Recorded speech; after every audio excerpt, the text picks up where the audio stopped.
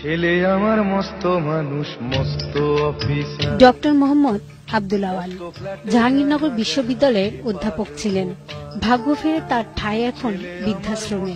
2 ছেলে 1 মেয়ে তার। বড় মেয়ে আর ছোট ছেলে থাকে অস্ট্রেলিয়া, আর মেজ ছেলে আছে বিমান বাহিনীতে। ছোট থেকে যাদের মানুষ করার জন্য সবটুকু ঢেলে দিয়েছেন, তারাই এখন নেই তার পাশে।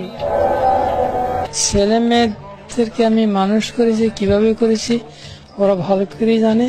বড় ছেলেকে রাত্রে জেগে অনেক সময় আমি কোলে করে ওকে ঘুম পাড়িয়েছি। একা একাই সবকিছু করতে হয় তার। সারাদিন রোজা রেখে নিজেই তৈরি করেন ইফতার। ছোট ছেলে বিয়ে করার পরে ওইখানে অস্ট্রেলিয়া যাবে, সে আমাকে নিয়ে যাবে, আমি ওর কাছে সাথেই থাকবো, কিন্তু তা তো মনে হয় গড়ে বাড়ি। জাহাঙ্গীর আলম পেশায় ছিলেন টিডিবির প্রকৌশলী।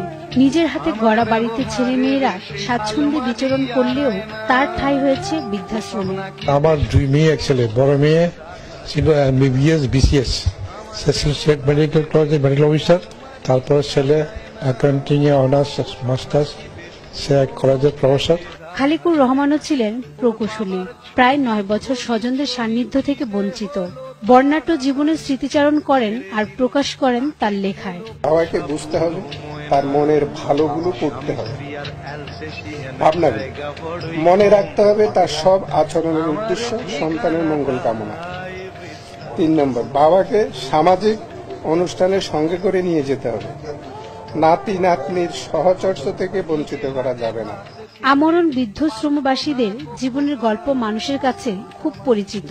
বার্ধক্যের চাওয়া পাওয়া কিছু না থাকলেও আর কোনো পিতামাতার যেন বৃদ্ধাশ্রমে ঠাঁই না হয়, সেই স্বপ্ন দেখেন তারা। ঠিকানা এখন বৃদ্ধাশ্রম। রুবিনা ইয়াসমিন, 21 টেলিভিশন, ঢাকা।